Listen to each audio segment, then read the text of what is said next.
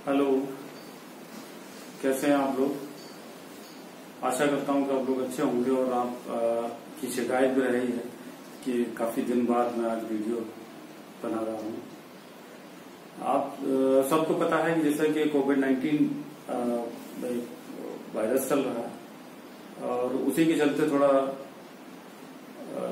Duty की व्यस्तता है, इसलिए थोड़ा समय नहीं मिला। और मैं ये आशा करूंगा कि आप लोग पढ़ाई अच्छे से कर रहे होंगे। और एक शिकायत ये भी है कि आप लोग जो टेस्ट पेपर आपको रेगुलर दिया जाता है, आप लोग उसको सॉल्व नहीं करते हैं। ज्यादातर लोग उसको सॉल्व नहीं कर रहे हैं। आप ये देखिए कि ऐसी लॉकडाउन की स्थिति में पूरा दुनिया लॉक है, ठीक है, आप फिर भी आपको पेपर अवेलेबल होता है। कैसे अवेलेबल होता है हम लोग जानते हैं इस बात को। आप लोगों को कोई गवर्नमेंट ने ड्यूटी नहीं दी है, आप घर में ही बैठे हैं। घर में बैठ करके इतना करिए, पेपर सॉल्व करिए, लगातार पढ़ते रहिए। इससे बढ़िया समय आप लोगों को नहीं मिलेगा। थोड़ा ये शिकायत भी है मेरी, और तो आप इसको ध्यान दीजिए। और सर ने भी आपको लिख करके भेजा था, सबने पढ़ा होगा किस तरीके से सब सारे लोग मेहनत कर रहे हैं। आपकी पढ़ाई डिस्टर्ब ना हो या स्टॉप ना हो, ठीक है। आप अपने जो उद्देश्य है उससे न भटके, ठीक है। तो ये सब मेरी आपको शिकायत भी समझ लीजिए आपसे, और इसको एक राय भी मान लीजिए, इसलिए आप लोग पढ़ाई करिए। और आज मैं एक नए टॉपिक के साथ आपके सामने हूँ, और आज के टॉपिक है हमारा इन्फ्लेशन। इन्फ्लेशन का टॉपिक जो मुद्रास्फीति है, उसका टॉपिक स्टार्ट करने से पहले एक बात और मैं बता दूं आपको कि पिछले बार जो टॉपिक अवमूल्यन का था, एक्सचेंज रेट का था, वो सारे टॉपिक्स का मैंने पीडीएफ भी सिनॉप्सिस बना के डाल दिया था ग्रुप में। उम्मीद करता हूं कि आप सब लोगों ने वो सिनॉप्सिस देखा होगा और अपने नोट्स को कंप्लीट किया होगा उसके माध्यम से। जो नहीं कर पाए होंगे वीडियोस के माध्यम से नहीं कर पाए होंगे, ये वीडियोस देख करके जो भी उनको आप लोगों को हेल्प मिला होगा, ठीक है। चलिए, तो अब हम स्टार्ट करते हैं। इसीलिए ये टॉपिक है इन्फ्लेशन, मुद्रास्फीति। इसका भी आपको सिनॉप्सिस आपको इजीली अवेलेबल होगा, विद पीडीएफ में आपको भेजूंगा, ठीक है। तो अब आप ये देखिए कि इन्फ्लेशन क्या होता है। मुद्रास्फीति ना, मुद्रास्फीति बहुत सारे लोग जानते होंगे, मुद्रास्फीति बहुत छोटी सी चीज होती है, लेकिन मुद्रास्फीति का टॉपिक एक तरीके से बहुत वाइड टॉपिक लगता है मुझे, जिसको मैंने आपके ये वीडियो बनाने से पहले भी काफी मैंने काम भी किया इस पे, कि इन्फ्लेशन को मैं प्रयास ही करूंगा कि आपके सामने बहुत अच्छे से समझाया जाए और आपको समझ भी आए, ठीक है। और आप लोग कमेंट बॉक्स में लिखिएगा, भेजिएगा कमेंट। और कई बार क्या होता है, हम कमेंट का आपको आंसर नहीं दे पाते, क्योंकि जॉब की व्यवस्था के कारण भी नहीं दे पाते। लेकिन आपको व्हाट्सएप नंबर सबके पास मेरा है, आप व्हाट्सएप पे लिखिए, मैं जरूर आपको जो व्हाट्सएप से कोई मैसेज आपको आंसर दे पाऊंगा, दे दूंगा, ठीक है।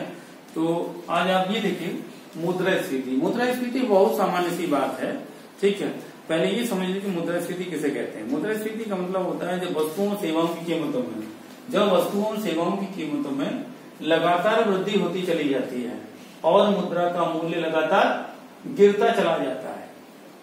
वस्तुओं सेवाओं की कीमतों में लगातार वृद्धि होना और मुद्रा का मूल्य लगातार कम होना, ऐसी स्थिति को हम मुद्रास्फीति कहते हैं या कहा जाता है। अब बहुत लोगों की बात ये समझ नहीं आती है कि वस्तुएं और सेवाएं क्या हैं। जी देखिए, वस्तुएं क्या हैं, सेवाएं क्या हैं। ये वस्तुएं जो विजिबल आइटम्स है वो सब वस्तु है हमारा, ठीक है। इनविजिबल आइटम में सब हमारा सर्विसेज आता है, ठीक। अब कह रहा है कि लगातार वृद्धि होती चली जाए, मतलब जो वस्तु कोई आप 100 रुपए में क्रय करते थे और अब वो वस्तु उसका रेट क्या हो जाए, 200 रुपए किलो हो जाए, ठीक है। लेकिन आपकी क्रय शक्ति तो कम हो जाएगी ना। या आप दूसरा एग्जांपल ये समझ लीजिए, जैसे आलू है, आलू अभी 10 रुपए किलो चल रहा है फॉर एग्जांपल, ठीक है। तो और आपका इनकम कितना है, हमारा इनकम क्या है, 100 रुपए है। अब 100 रुपए में कितना आलू ले सकते हैं हम, 10 किलो ले पाएंगे ना, कितना 10 केजी ले पाएंगे, ठीक है। जब 10 केजी चल, ठीक। और यदि ये इसकी कीमत बढ़ करके 10 से कितना हो जाए, 15 रुपए किलो हो जाए, तो कितना ले पाएंगे 100 रुपए में, कम ले पाएंगे ना, 6 पॉइंट समथिंग ले पाएंगे, 75 मान लीजिए, ठीक है। इतना हम कीमतें बढ़ जाएंगी, सॉरी कीमतें बढ़ जाने के कारण उसकी क्रय शक्ति कम हो जा रही है। क्या है? क्रय शक्ति कम हो जाती है। इसीलिए क्योंकि हम नॉमिनल वैल्यू क्या है, वो 100 रुपये ही था ना, जो 100 रुपये पहले लिखा हुआ था वही आज लिखा हुआ है। ये क्रय शक्ति कैसे कम हुआ है? Due to increasing the prices of the goods, मन वस्तुओं और सेवाओं की कीमतें बढ़ जाने के कारण ऐसा हुआ है, ठीक है। या हम ये समझ लें कि जब मांग ज्यादा होती है, मांग कब ज्यादा होती है? मांग ज्यादा होती है, इसका मतलब है आपूर्ति कम है, सप्लाई कम है। जैसे हम कहें कि आलू की डिमांड ज्यादा है और सप्लाई कम है। आलू का डिमांड रोजाना 2 क्विंटल अलीगढ़ में होता है। फर्ज करो कि 2 क्विंटल अलीगढ़ में आलू की डिमांड होती है, लेकिन आलू की डिमांड तो 2 क्विंटल करने वाले हैं, लेकिन सप्लाई करने वाला आलू का क्या है, वो बहुत कम है। ये कह दीजिए कि 1 क्विंटल ही सप्लाई कर पाएंगे। तो 2 क्विंटल पे जब डिमांड था, 2 क्विंटल का जब डिमांड था तो 10 रुपए किलो चल रहा था। और यदि अब 2 क्विंटल का ही डिमांड है, लेकिन सप्लायर के पास, प्रोड्यूसर के पास केवल 1 क्विंटल सप्लाई करने के लिए तैयार है वो, तो इसका मतलब क्या है कि prices of the potato will increase, ठीक है। पोटैटो का प्राइस बढ़ जाएगा। इट मीन्स ये होगा कि सप्लाई कम है और डिमांड ज्यादा है। ये कह सकते हैं aggregate demand is greater than aggregate supply. Aggregate demand is greater than aggregate supply.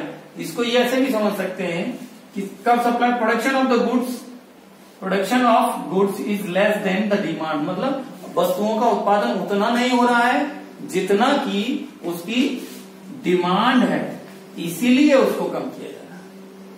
इसीलिए सप्लाई कम है और डिमांड ज्यादा है। और जब ऐसी स्थिति आती है, aggregate supply is greater than aggregate demand, वो aggregate demand is greater than aggregate supply, then production of the goods and services क्या होगा, लेस है। हम ये कह सकते हैं इसीलिए prices of the goods increase होगा, prices of the goods increase होगा। जब prices of the goods increase हुआ देन कहेंगे कि इन्फ्लेशन टेक्स प्लेस, तभी तो कहेंगे क्या हो गया, मुद्रास्फीति आ गई, ठीक है। अब दूसरा एक टर्म आता है अस्फीति। क्या है? अस्फीति। अस्फीति की स्थिति डिफ्लेशन, ठीक है। डिफ्लेशन का मतलब aggregate demand is less than aggregate supply. It means ये है एग्रीगेट डिमांड कम है और एग्रीगेट सप्लाई ज्यादा है। सप्लाई मार्केट में ज्यादा, डिमांड 1 क्विंटल का है लेकिन 2 क्विंटल आलू मार्केट में आ रहा है। आज की स्थिति लॉकडाउन की स्थिति है। डिमांड ऑफ द वेजिटेबल्स बहुत कम है, ठीक है, क्योंकि लोग घरों में कह रहे हैं और उसका उसी वस्तु का सप्लाई मार्केट में ज्यादा है। तो आपको ये देखने को मिल रहा होगा कि वेजिटेबल्स जैसे ऑनियन है, प्याज की कीमतें बहुत एकदम डाउन हो गई हैं। 10 या 15 रुपए किलो प्याज बिकने लगा है। क्यों बिक रहा है? क्योंकि प्याज का लोग डिमांड कम कर रहे हैं, बट सप्लाई पहले से स्टॉक था। अगर उसको नहीं निकाला जाएगा तो प्याज सड़ जाएगा, क्योंकि उसकी जो ट्रांसपोर्टेशन कॉस्ट था या प्रोडक्शन कॉस्ट था वो भी रिकवर नहीं होगा। इसीलिए अगर आप सेल करने पर उसको प्रोडक्शन कॉस्ट या ट्रांसपोर्टेशन कॉस्ट भी उसको रिकवर हो रहा है, इसलिए वो सेल कर रहा है। इसलिए आप समझिए कि या तो हम ये कहें ओवर प्रोडक्शन, उस वस्तु का ज्यादा मतलब ज्यादा प्रोडक्शन हो गया टू द डिमांड, जितना मांगे उससे ज्यादा उत्पादन हो जाना, ठीक है। इसीलिए क्या होगा, प्राइसेस ऑफ द गुड्स क्या हो जाएगा, डाउन होगा। वस्तु की कीमतें क्या हो जाएंगी, डाउन हो जाएंगी। देन इन्फ्लेशन टेक्स प्लेस, मतलब ये सीधा बात है, जब वस्तुओं और सेवाओं की कीमतों में लगातार कमी होती चली जाती है और मुद्रा का मूल्य लगातार बढ़ता चला जाता है, इसी स्थिति को हम क्या कह रहे हैं, अस्फीति की स्थिति कह रहे हैं। Just opposite to the inflation, inflation के जस्ट अपोजिट होगा, ठीक है। अब इससे आगे की स्थिति क्या बनती है, स्टैगफ्लेशन की स्थिति आती है। स्टैगफ्लेशन बड़ा आजकल आप लोग देखिए इस बात को, मैं इसको रफ कर रहा हूं, स्टैगफ्लेशन आपको बताता हूं। आजकल आप लोग देख भी रहे हैं, ऐसी स्थिति देखने को मिल भी रही है, कि अभी मैं थोड़ा सा इस पे और क्लियर करता हूं आप लोगों को। स्टैगफ्लेशन का मतलब होता है जब इन्फ्लेशन अकम्पनीड विद डिफ्लेशन, मतलब इन्फ्लेशन और डिफ्लेशन दोनों एक साथ ऐसी स्थिति अर्थव्यवस्था में पाई जाती है, उसको क्या बोलते हैं? स्टैगफ्लेशन की स्थिति बोलते हैं। एक तरफ तो लगेगा कि इन्फ्लेशन है, दूसरी तरफ ये भी लगेगा कि डिफ्लेशन की स्थिति भी है, डिफ्लेशन की स्थिति भी है। एक तरफ तो अभी आपको लग रहा है कि वेजिटेबल्स का प्राइसेस डाउन हो गया, मतलब वहां एक मंदी जैसी स्थिति दिखाई दे रही है। दूसरी तरफ आप पेट्रोलियम प्राइस का देखिए, पेट्रोल जो प्रोडक्ट है उसका प्राइस आप देखिए, वो बढ़ाया गया है। क्यों बढ़ाया गया है वो सब आप लोग जान रहे हो। रेवेन्यू का कलेक्शन करने के लिए सरकार के पास अभी पैसा नहीं है, तो collect the money from the market through increasing the tax on petroleum products. ठीक है, तो स्टैगफ्लेशन का स्थिति आप देखें, क्या है स्टैगफ्लेशन? स्टैगफ्लेशन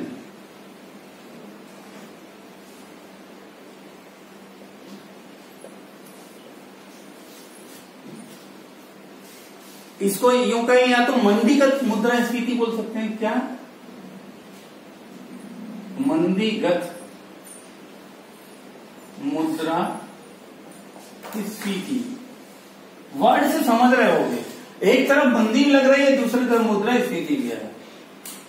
इन्फ्लेशन और डिफ्लेशन दोनों स्थिति लगभग एक साथ होती है, उसको स्टैगफ्लेशन की स्थिति मतलब ये है कि जब मंदी एवं स्फीति दोनों स्थितियां एक साथ दिखाई देती हैं तो बेरोजगारी और मुद्रास्फीति दोनों एक साथ रहे, उसको स्टैगफ्लेशन कहा गया। तो रेट ऑफ मतलब ये कहें कि रेट ऑफ इन्फ्लेशन क्या है? रेट ऑफ इन्फ्लेशन क्या है? हाई है, मतलब ये समझो हाई है, रेट ऑफ इन्फ्लेशन हाई है एक तरफ, दो और उसके दूसरी तरफ क्या है? रेट ऑफ इन्फ्लेशन हाई है तो दूसरी तरफ जीडीपी ग्रोथ रेट क्या है? जीडीपी ग्रोथ रेट हमारा ये डाउन हो रहा है, डाउन है। जैसे एक तरफ तो prices of the petroleum is high, inflation in market, दूसरी तरफ जीडीपी ग्रोथ रेट हमारा डाउन है ना, स्थिति बहुत ठीक नहीं है। और जीडीपी जब ग्रोथ रेट डाउन होगा तो हम क्या कहेंगे? अनएम्प्लॉयमेंट रेट कैसा होगा? अनएम्प्लॉयमेंट रेट वेरी हाई, बेरोजगारी की दर अपने चरम पर होती है। क्या है? अनएम्प्लॉयमेंट रेट वो हाई होगा, ठीक है, ये हाई होगा। और ऐसी स्थिति को नियंत्रित करने के लिए सरकार क्या करेगी? ऐसी स्थिति को नियंत्रित करने के लिए, और ऐसी स्थिति को नियंत्रित करना भी कठिन होता है, और इसको नियंत्रित करने के लिए जहां बेरोजगारी को दूर करने के लिए क्या करेगा गवर्नमेंट को? क्या करना है जो आप लोग देख भी रहे हैं आजकल, बड़ा स्थिति को करीब से देखिए, और ये स्थिति लगभग दिख रही है हम लोगों को, ठीक है। और गवर्नमेंट का जोर क्या है? कैसे भी करके डिमांड को क्रिएट किया जाए। बहुत सारे एडिटर्स और अर्थशास्त्र के जानकार लोग न्यूज़पेपर्स में उनका एडिटोरियल्स आ रहा है, आप लोग भी उसको पढ़िए, मैं भी उसको वॉच कर रहा हूं। सबका मानना यही है कि at any cost we will create the demand, कैसे भी हमें कुछ भी करना पड़े लेकिन डिमांड को क्रिएट करना होगा। जब तक डिमांड क्रिएट नहीं होगा तो प्रोडक्शन नहीं होगा। जो अभी मजदूर चला गया है उसको भी लाना होगा, ठीक है। जो माइग्रेशन हुआ था लेबर का, उस मजदूर को दोबारा से वापस लाना पड़ेगा, माइग्रेट जो लेबर था, ठीक है। उससे क्या हुआ? एमएसएमई जो हमारी small and scale medium scale वाले इंडस्ट्रीज होता है, उस पर फर्क पड़ेगा, उसका प्रोडक्शन यूनिट रुक रहा है, ठीक है। इसीलिए उसको डिमांड क्रिएट करना पड़ेगा। जो नोबेल प्राइज विजेता हैं अभिजीत बनर्जी साहब, उन्होंने भी कहा है, उन्होंने भी क्या कहा है कि आप गवर्नमेंट को ऐसी पॉलिसीज बनानी चाहिए जस्ट लाइक, उन्होंने एक टर्म दे दिया हेलीकॉप्टर मनी वाला। जनरली आप लोग देख रहे हैं हेलीकॉप्टर मनी वाला टर्म चल रहा है, मतलब आप उस बात को ये भी समझ सकते हो कि वो कीन्स की थ्योरी पे लौट के आना चाहते हैं। सारे लोग कहाँ आना चाहते हैं? कीन्स की थ्योरी पे आना चाहते हैं। कीन्स ने कहा था, ये हाउ टू पे फॉर वॉर उनकी 1940 में बुक आई थी, उससे पहले 1936 में उनकी बुक पब्लिश हुई थी, द जनरल थ्योरी कहते हैं उसको। तो उसमें कहा गया कि इफेक्टिव डिमांड को बढ़ाना, प्रभावपूर्ण मांग को बढ़ाना पड़ेगा। वो कैसे?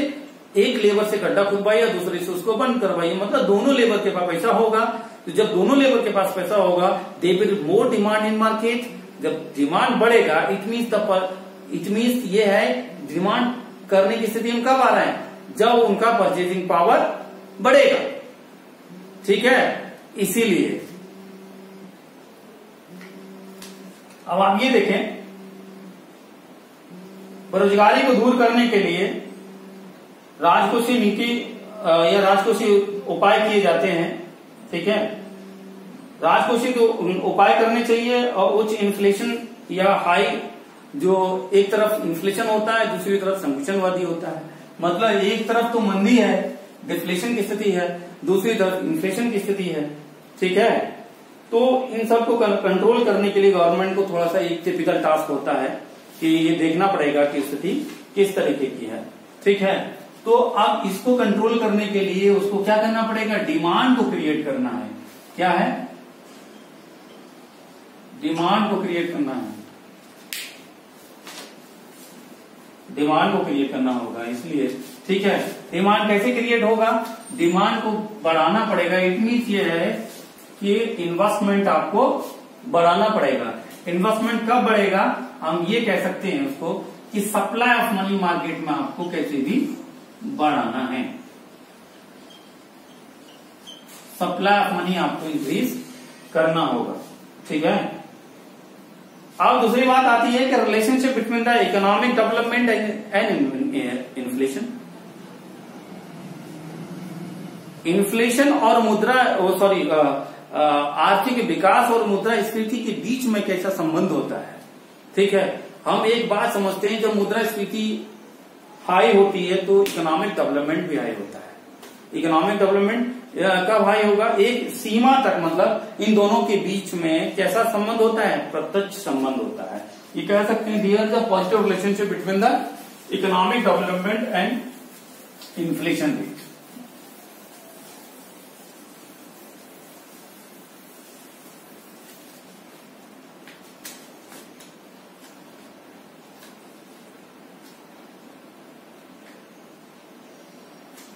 एक मिनट,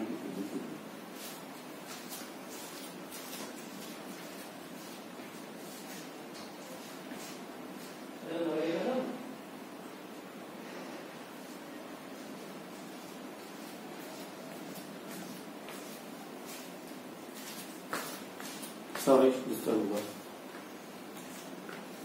तो रिलेशनशिप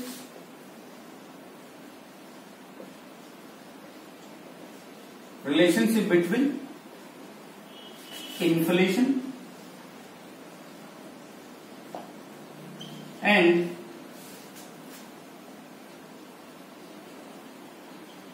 इकोनॉमिक डेवलपमेंट।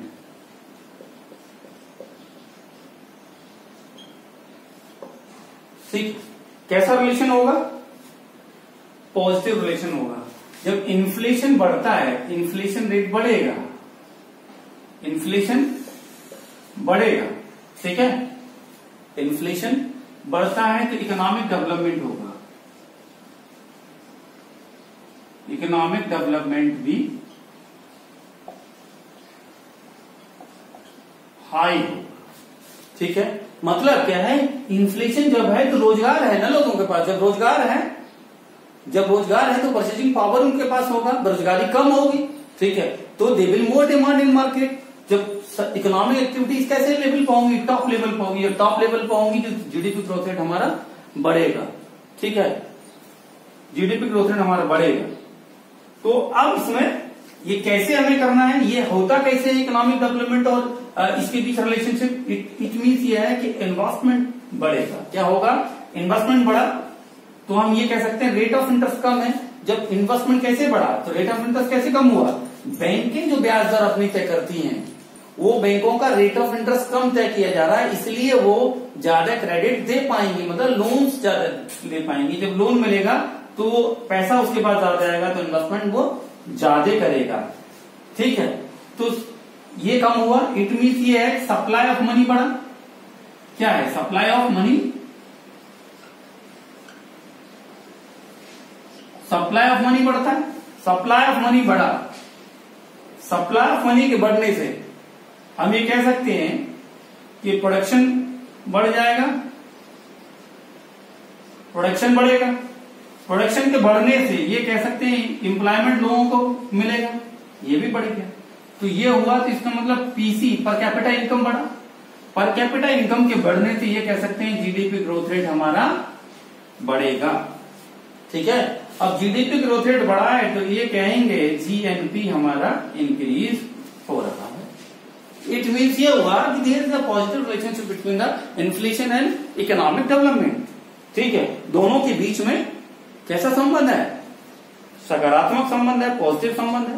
ठीक है, इसलिए हम ये कह सकते हैं कि मुद्रास्फीति की दर ऊंची होने के बावजूद भी आरबीआई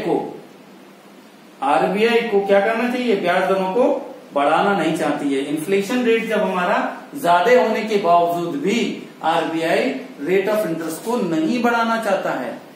क्यों? क्योंकि इकोनॉमिक डेवलपमेंट, उसके साथ इकोनॉमिक डेवलपमेंट और इन्फ्लेशन का कैसा रिलेशन आ रहा है? पॉजिटिव रिलेशन आ रहा है। अब एक टर्म आता है सस्टेनेबल इन्फ्लेशन। सस्टेनेबल इन्फ्लेशन में क्या देखेंगे? सस्टेनेबल इन्फ्लेशन मतलब धारणीय मुद्रास्फीति। धारणीय मुद्रास्फीति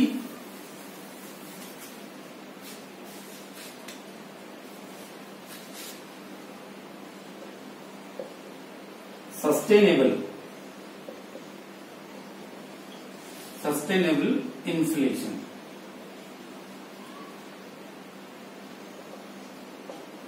इसे धारणीय मुद्रास्फीति का मतलब क्या है कि एक ऐसी दर होती है जब अर्थव्यवस्था का एक विकास का स्तर कैसा होता है? उच्च होता है, और उसी उच्च पर अर्थव्यवस्था हमारी गतिमान रहती है। अर्थात ये कह सकते हैं कि आम लोगों को भी कोई विशेष समस्या नहीं होती। और इस इन्फ्लेशन, इस सस्टेनेबल इन्फ्लेशन का जो रेंज होता है 5 to 6% होता है। कितना? 5 से 6% होता है। जनरली विकासशील देशों में ये पाया जाता है, और विकसित देशों में धारणीय इसी का ये इतना तो क्या है डेवलपिंग कंट्रीज में, डेवलपिंग कंट्रीज की बात कर रहे हैं। ठीक है, ये 5 to 6%। और डेवलप्ड कंट्रीज की अगर बात करेंगे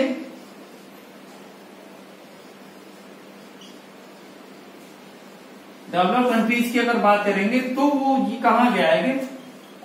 2% तक।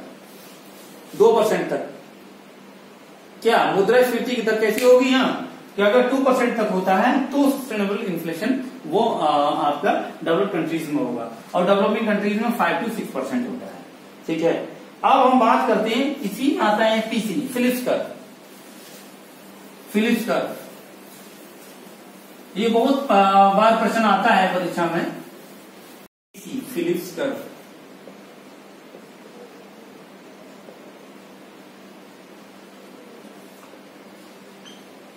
Phillips curve.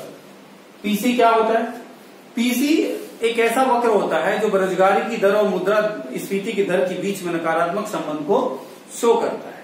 ठीक है, जनरली यही पूछा जाता है कि पीसी क्या होता है। पीसी का फिलिप्स कर्व मतलब क्या होता है, ये क्या बताता है? तो मुद्रास्फीति की दर और बेरोजगारी की दर के बीच के संबंध को बताता है, और बेरोजगारी की दर और मुद्रास्फीति की दर के बीच नकारात्मक संबंध पाया जाता है। ऐसी स्थिति को हम फिलिप्स कर्व के नाम से जानते हैं, जब ट्रेड ऑफ होता है, मतलब दोनों के बीच में व्यापार होता है। तो ये एक डायग्राम से आप इसको समझ लीजिए कि कैसे दोनों के बीच में रिलेशनशिप होगा।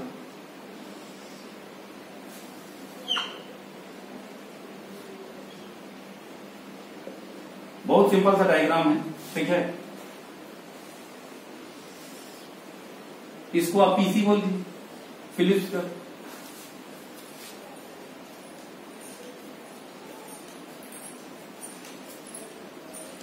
ठीक, यहां कितना है? 5% है, और ये हमने 4% मान लिया। एक कर्व हमने यहां डाल दिया। ठीक, इसको हमने माना है कितना? 2 से थोड़ा ऊपर है, 2 से थोड़ा नीचे है, और 1 से ऊपर। ठीक, तो जैसे मैं डायग्राम ड्रॉ कर रहा हूं वैसे आपको करना होगा। यहाँ 7, 5, 6, और यहाँ क्या आ जाएगा? 3, 2 देन 1, ठीक है। ऊपर देखें 3 4 6 7 देन 8, ठीक है। अब ये पीसी बता क्या रहा है हमें, पीसी बता क्या है, ये ए टू बी हम देखें इसको, ए टू बी, ये 2 पॉइंट डाल दिए मैंने। इधर हम लेंगे क्या रहेगा, अनएम्प्लॉयमेंट, क्या है, अनएम्प्लॉयमेंट रेट, मतलब बेरोजगारी की दर, और इधर क्या होगा, इन्फ्लेशन रेट। यहां क्या रहेगा, इन्फ्लेशन रेट डालिएगा, इन्फ्लेशन रेट, मुद्रास्फीति की दर। अब आप ये देखें, जब मुद्रास्फीति की दर 5 है तो बेरोजगारी की दर क्या है, 4 है। मतलब ये समझिए कि जब इन्फ्लेशन रेट इतना है और बेरोजगारी की दर जो क्या है, 4 है। अब यदि क्या हो जाए, इस स्थिति को देखें आप, यहां rate of inflation, inflation rate 2 है, इन्फ्लेशन रेट क्या है, 2 है, मुद्रास्फीति की दर 2 है, और बेरोजगारी की दर क्या हो गई है, 7 हो गई। मतलब ये समझिए कि जब इन्फ्लेशन रेट डाउन होता है तो अनएम्प्लॉयमेंट रेट बढ़ता है। यही मैं बता रहा हूं, फिलिप्स वक्र यही बताता है। तो आप ये समझ लीजिए, ऐसे करके इसको पीसी कहेंगे। ये समझें, जब इन्फ्लेशन रेट डाउन होगा तो अनएम्प्लॉयमेंट क्या होगा,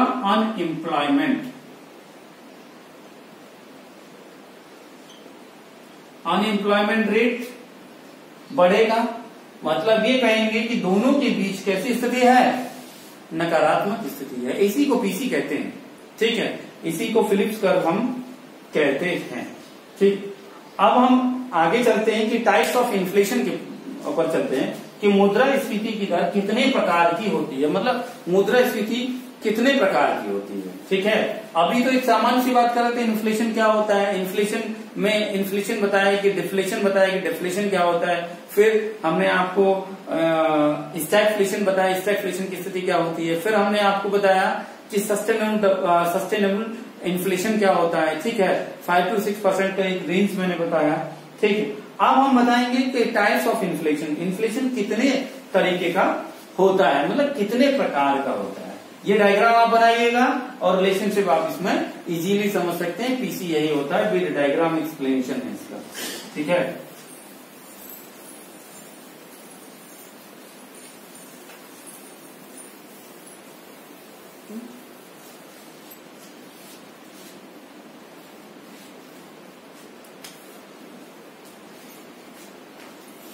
types of inflation, types of inflation. तो मुद्रास्फीति की दर जो होती है वो, इन्फ्लेशन, टाइप्स ऑफ इन्फ्लेशन होता है वो कई तरीके का होता है। पहले आप जाने क्रीपिंग इन्फ्लेशन, कैसा, क्रीपिंग को मतलब हिंदी में होता है रेंगती हुई मुद्रास्फीति। अब रेंगती हुई मुद्रास्फीति क्या होता है, creeping inflation, creeping inflation. Creeping inflation का रेट ऑफ मैं रेट बता रहा हूं, लगभग कितने % तक जो रेट होता है वो जनरली क्रीपिंग इन्फ्लेशन 0 to 3% तक इन्फ्लेशन रेट जो होता है उसको हम क्रीपिंग इन्फ्लेशन कहते हैं। क्रीपिंग मतलब रेंगती हुई मुद्रास्फीति, ठीक है। सामान्यतः ये जो क्रीपिंग इन्फ्लेशन कहां पाया जाता है, इन डेवलप्ड कंट्रीज। कैसे कंट्रीज में, डेवलप्ड कंट्रीज मतलब विकसित देशों में ये पाया जाता है, ठीक है। दूसरा तरीका, दूसरा इसका काइंड है वॉकिंग इन्फ्लेशन। वॉकिंग इन्फ्लेशन,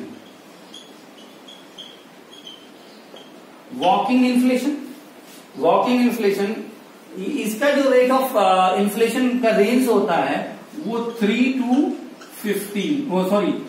10 होता है। कितना, 10 तक होता है, ठीक है। और ये लगभग स्फीति की इस वाली की स्थिति हमारे जैसे देशों में पाई जाती है, मतलब विकसित देश नहीं बल्कि विकासशील कंट्रीज में, जो डेवलपिंग कंट्रीज हैं उनमें वॉकिंग इन्फ्लेशन का रेंज पाया जाता है। हमारे यहाँ क्या चल रहा है, लगभग 6% होगा, ठीक है, 5 to 6% का रेंज होगा हमारे यहाँ। तो हम कहाँ आ गए, इस स्थिति पे आ गए, ठीक है, इस स्थिति में आ गए। लेकिन अभी समझिए कैसे आएंगे, वो मैं आगे आपको बताऊंगा।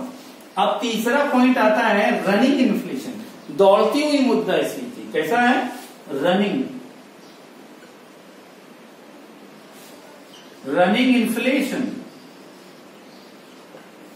रनिंग इन्फ्लेशन, दौड़ती हुई मुद्रास्फीति। इसका रेंज क्या होगा, 10 to 20%। कितना, 10 से लेकर के 20% तक का रेंज जो होता है उसको दौड़ती हुई मुद्रास्फीति कहते हैं। मतलब बढ़ती हुई कीमतों की दरों में वृद्धि, बढ़ती हुई कीमतों की दरों में तीव्र वृद्धि को दौड़ती हुई मुद्रास्फीति कहा जाता है, ठीक है। और इस स्थिति में सरकार के द्वारा एक मजबूत मौद्रिक और राजकोषीय नियंत्रण उपाय किए जाने की आवश्यकता होती है। अब सोचो, जिस कंट्री में 10 से लेकर के 20% तक का इन्फ्लेशन रेट हो तो वैसे ही स्थिति खराब होगी वहां की, है। इन्फ्लेशन रेट इतना ज्यादा है कि लोगों की जो इनकम होगी उस काबू में नहीं होगा। मतलब कुछ लोगों के पास तो पैसा होगा इसलिए तो वो बढ़ रहा है, ठीक है। अब 4th पॉइंट है कूदती हुई, मतलब ग्लोपिंग इन्फ्लेशन बोलते हैं, कूदती हुई, ग्लोपिंग inflation,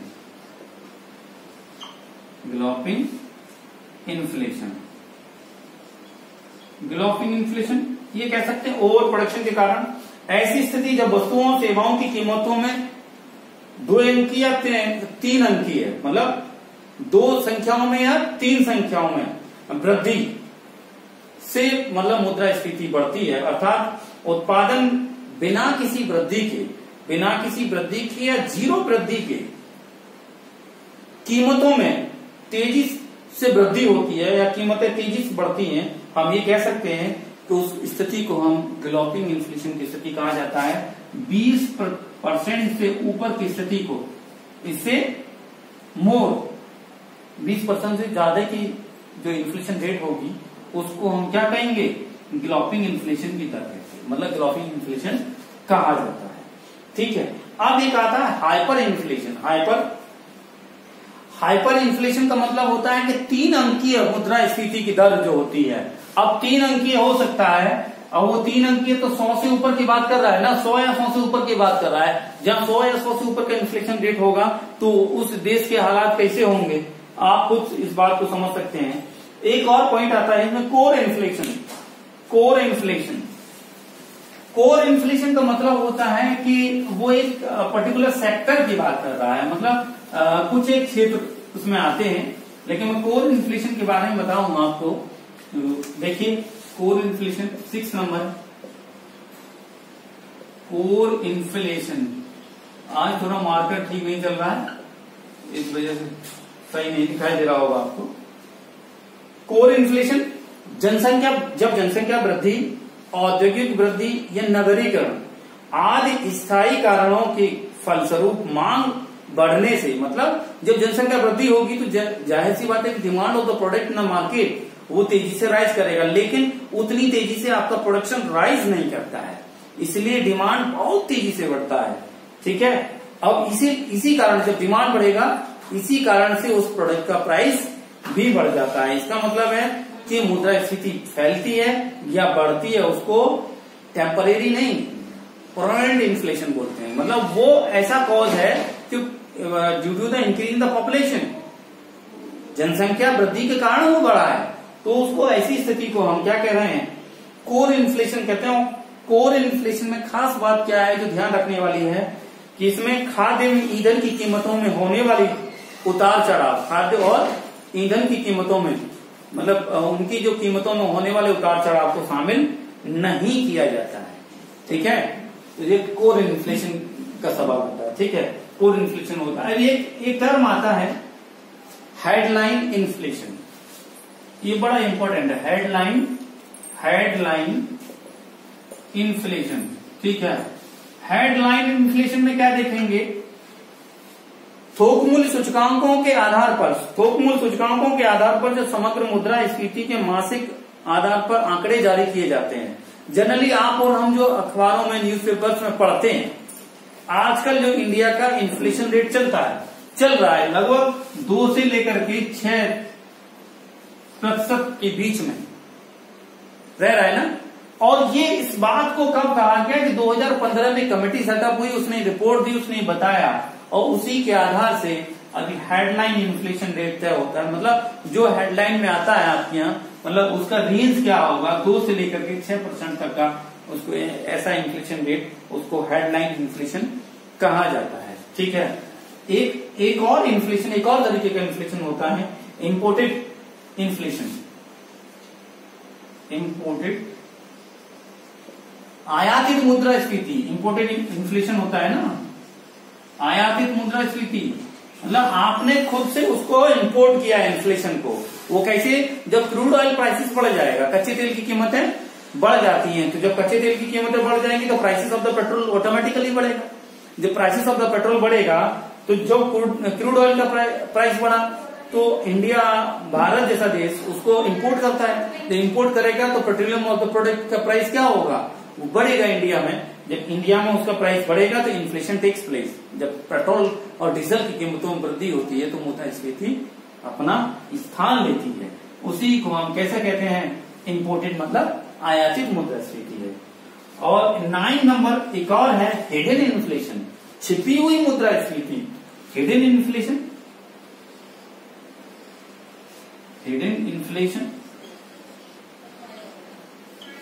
hidden inflation, hidden inflation generally सब लोग, हम सब, आप इससे पीड़ित हैं। इसमें होता क्या है कि जब कोई कंपनी अपने प्रोडक्ट की change the shape and size को चेंज कर दे, लेकिन उसकी मात्रा को कम कर देती है, प्राइस वही रख देती है। ठीक है, प्राइस वही रहेगा लेकिन उसकी मात्रा उसमें से कम कर दी जाएगी, लेकिन हमें क्या लगेगा कि शेप एंड साइज बदल दिया है, हो सकता है इसका टेस्ट बदल जाए। ठीक है, अट्रैक्टिव प्रोडक्ट बना दिया जाता है, अट्रैक्टिव पैकिंग होती है उसकी। ठीक है, होता यह है कि उसका वजन कम कर दिया जाता है, मात्रा कम हो जाती है और उसका प्राइस भी बढ़ा दिया जाता है। ये साइकोलॉजिकल फिनोमेना होता है, इसीलिए ये हिडन इन्फ्लेशन कहा जाता है। और उसमें गुणवत्ता या मात्रा की कमी कर देना, ये भी एक किसमें आता है, छिपी हुई मुद्रास्फीति में शामिल किया जाता है। ठीक है, अब छिपी हुई मुद्रास्फीति में इसको शामिल किया जाता है। ठीक है, अब इसके बाद हम ये देखेंगे कि जो हेल्दी इन्फ्लेशन होगा, हेल्दी इन्फ्लेशन कितना होना चाहिए। एक चक्रवर्ती कमेटी सेटअप हुई 1985 में, उसने बताया, चक्रवर्ती कमेटी ने, कि इन्फ्लेशन, हेल्दी इन्फ्लेशन का रेंज 4% होना चाहिए।